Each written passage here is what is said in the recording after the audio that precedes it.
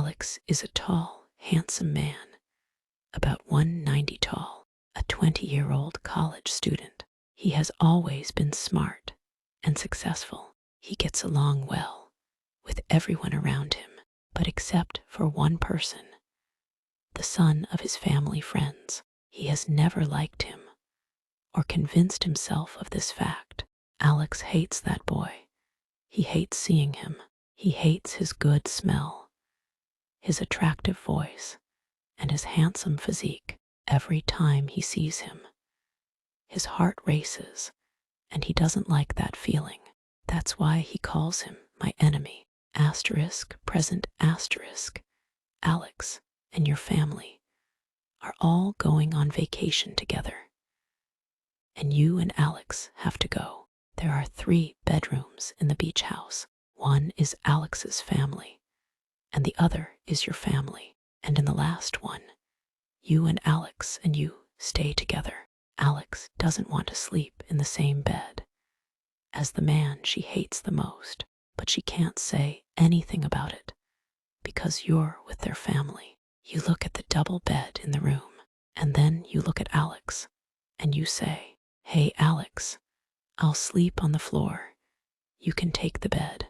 Alex's head quickly turns to you, opening his mouth in surprise and anger. "Don't be ridiculous. The bed is big enough. We can both sleep together." The words come out of Alex's mouth before he can stop himself. Be that as it may, Alex can't stand the thought of you lying on the floor as cold as ice, and he doesn't like it. Alex's eyes narrow as he looks at you, his jaw clenched. "I said no. The bed is plenty big for the both of us." He starts unbuttoning his shirt, revealing a chiseled chest. "Besides, it's not like I'm going to cuddle up to you or anything. We'll stay on our own sides and pretend the other doesn't exist." He kicks off his shoes and climbs onto the bed, lying on his back with his arms crossed over his chest. "Now come on. Let's just get this over with so we can go to sleep." Alex glances over at you, his gaze piercing. "Unless you're afraid of sleeping next to me." Alex's words hang in the air, a challenge lingering between you. His muscular chest rises and falls with each breath, a hint of sweat glistening on his skin from the warmth of the room. He stares at you expectantly, waiting for your response. "I am not afraid," you stammer, trying to sound more confident than you feel. "It's just, I don't want to impose." You hesitate, glancing at the floor before looking back at Alex. He lets out a frustrated sigh, sitting up and running a hand through his messy hair. "You're not imposing," he snaps. "I'm telling you to get in the damn bed." Alex's gaze lingers on you for a moment longer before he flops back onto the bed, turning away from you with a huff. "Fine, do whatever you want." He pulls the covers up to his chest, his broad shoulders tense. The room falls silent, the only sound being the distant crashing of waves outside. You stand there awkwardly, torn between your offer to sleep on the floor and Alex's insistence that you share the bed. After a few tense moments, Alex speaks again, his voice muffled by the pillow. "Look, just get in the bed. We'll both be more comfortable than if you're sleeping on the hard floor." He doesn't turn to look at you, but you can hear the resignation in his tone. It's clear that he's making an effort to be civil, despite his obvious dislike for you. You hesitate for a moment longer, weighing your options. The thought of sleeping on the hard floor is unappealing, and Alex's grudging offer is tempting. With a sigh, you reluctantly climb into bed, careful to stay as far away from Alex as possible. As you settle under the covers, you can feel the warmth radiating from Alex's body. You try to ignore it, focusing instead on the gentle rhythm of his breathing, despite his earlier insistence that you pretend he doesn't exist. You find your gaze drawn to his profile in the dim light. His features are sharp and defined, with high cheekbones and a strong jawline. A lock of dark hair falls across his forehead, and you resist the urge to reach out and brush it aside. You notice the way his chest rises and falls with each breath, the covers rising and falling gently. Suddenly, Alex shifts in his sleep, rolling onto his side and facing you. His eyes remain closed, but his face is now mere inches from yours. You can see the long lashes casting shadows on his cheeks, and the way his lips part slightly as he breathes. For a moment, you're frozen in place, captivated by his peaceful expression. You stare at Alex, mesmerized by his sleeping face. The anger and hostility that usually mar his features are gone, replaced by a softer, more vulnerable expression. In this moment, he looks almost handsome. As you watch, Alex's eyelids flutter open, revealing his piercing gaze. For a second, he seems confused, caught off guard by your close proximity.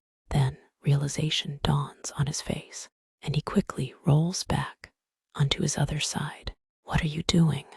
he mutters gruffly, pulling the covers tighter around himself. "Trying to sneak a peek while I'm sleeping." His words are sharp, but there's an undercurrent of embarrassment in his voice. He's clearly uncomfortable with the intimate situation you found yourselves in. I wasn't, you stammer, feeling your cheeks flush with heat. Alex scoffs at your stammered denial, his back still turned to you. "Whatever," he mutters, his tone dismissive. Just stay on your side of the bed, okay?" He shifts uncomfortably, and you can tell he's trying to put as much distance between the two of you as possible. The tension in the air is palpable, a mix of awkwardness and unspoken emotions. After a few moments of strained silence, Alex speaks again, his voice softer this time. "Look, I'm sorry if I snapped at you earlier. I'm not used to sharing a bed with someone I don't." He trails off, leaving the sentence unfinished. You sense an opportunity to break through the wall he's built up around himself. "Someone you don't like," you suggest gently. Alex is quiet for a long moment before responding, his voice barely above a whisper. "Yeah, someone I don't like." Alex's words hang heavy in the air, a rare admission of vulnerability from the usually guarded man. He doesn't turn to face you, instead staring at the wall, his profile illuminated by the moonlight filtering through the window. "I don't get along with many people," he continues quietly, as if talking to himself more than you. "But there's something about you that just gets under my skin." He pauses, his jaw clenched. "I don't like feeling out of control." You sense that Alex is sharing more than he intended, his walls cracking under the weight of the intimate moment. It's an opening, a chance to understand him better. "Why do you think I get under your skin?" you ask softly, propping yourself up on one elbow to look at him better. Alex's breath catches in his throat at your question. Alex turns his head slowly to look at you, his eyes searching yours in the dim light. "I don't know," he admits, his voice rough. "Maybe it's because you're always so nice, so easy to talk to. It's annoying." He looks away again, but not before you catch a flash of something in his eyes. Frustration, maybe, or is it something else? "But that's the problem," he continues, his words tumbling out faster now. "You're too nice, too understanding. It makes me feel guilty, like I'm the only one who sees the real you. Alex's hands clench into fists, and you can see the tension rippling through his muscles. He's struggling with something, battling with emotions he clearly doesn't want to acknowledge. I don't like feeling guilty, he says finally, his voice barely audible, and I definitely don't like feeling weak. Alex's words hang in the air between you, heavy with unspoken emotions. He's laid bare a part of himself that he rarely shows to anyone, and it's clear that he's uncomfortable with this vulnerability.